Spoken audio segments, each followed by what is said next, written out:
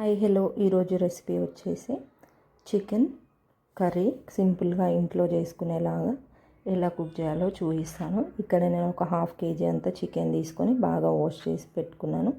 ఆ తర్వాత స్టవ్ పైన ప్యాన్ పెట్టుకొని అందులో ఆయిల్ పోసి ఆయిల్ బాగా హీట్ అయిన తర్వాత ఆనియన్స్ వేసుకోవాలి. ఆనియన్స్ నేను 3 టైప్లో కట్ చేసుకున్నాను. మనం ఆనియన్స్ ఎలా కట్ చేసుకుంటే కర్రీ టేస్ట్ అనేది అలా చేంజ్ అవుతుంది.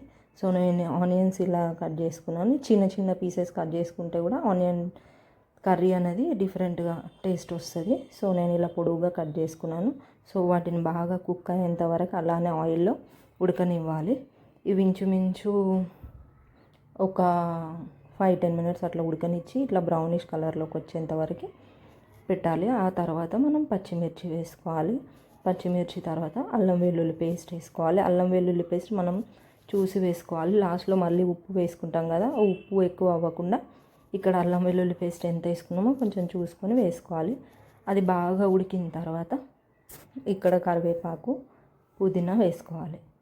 ఆ తర్వాత పసుపు వేసుకోవాలి. పసుపు అనేది బాగా వాటికి పట్టి బాగా ఉడకాలన్నమాట. ఒక 5 మినిట్స్ అట్లా ఉడకాలి. ఇక్కడ నేను చూపిస్తున్నాను కదా, ఆ కన్సిస్టెన్సీ వరకు ఉడకాలి. ఆ తర్వాత టొమాటోస్ మనం ఎలా వేసుకోవాలి అంటే ఎక్కువ కొందరు వేసుకుంటారు, కొందరు వేసుకోరు.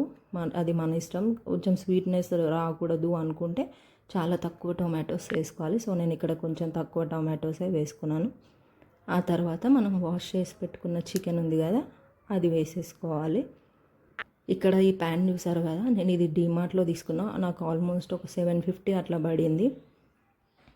కుకింగ్ అనేది చాలా ఈజీ అవుతుంది నాకు ఈ ప్యాన్ వల్ల. ఇంకోటి అడుగు అసలు అంటట్లేదు, చాలా ఈజీగా ఉంటుందన్నమాట. మేబీ మీరు ఎప్పుడైనా వెళ్తే ట్రై చేయండి ఈ ప్యాన్ని. సో నెక్స్ట్ ఏం చేయాలంటే ఆ పసుపు చికెన్కి బాగా పట్టేలాగా కలుపుకోవాలి. ఆ తర్వాత కారం, ఉప్పు చూడండి, నేను ఇక్కడ చాలా తక్కువ వేసుకుంటున్నాను. ఎందుకంటే అల్లం వెల్లుల్లి పేస్ట్ నేను ఎక్కువ వేసుకున్నాను కాబట్టి ఉప్పు చూసి వేసుకుంటున్నాను. ఆ తర్వాత దాన్ని బాగా కలుపుకోవాలి ఉప్పు కారం పట్టేలాగా. సో దీన్ని ఒక 10 to 15 మినిట్స్ అట్లా బాగా ఉడకనియాలి. చికెన్ ఎంత ఉడికితే అంత స్మూత్గా టేస్టీగా ఉంటుందన్నమాట. ఆ తర్వాత వాటర్ పోసుకోవాలి. నేను ఇందులో గరం మసాలా ఇంకా చికెన్ మసాలా కూడా వేసుకున్నాను, కానీ ఇక్కడ నాకు చూపించడానికి వీడియో మిస్ అయిపోయింది నాకు. సో అవి కూడా వేసుకొని మళ్ళీ ఇంకో 10 మినిట్స్ అట్లా ఉడకనిచ్చుకొని ఫైనల్గా కొత్తిమీర వేసుకుంటే వేడి వేడి చికెన్ కర్రీ రెడీ అయిపోయినట్టే. సో ఇది చూడండి, ఇక్కడ ఇలా గ్రేవీ కన్సిస్టెన్సీ అనేది ఇలా వచ్చి చికెన్ బాగా ఉడికిపోతుంది. సో ఎప్పుడన్నా మీరు ఇంట్లో కూడా ట్రై చేయండి.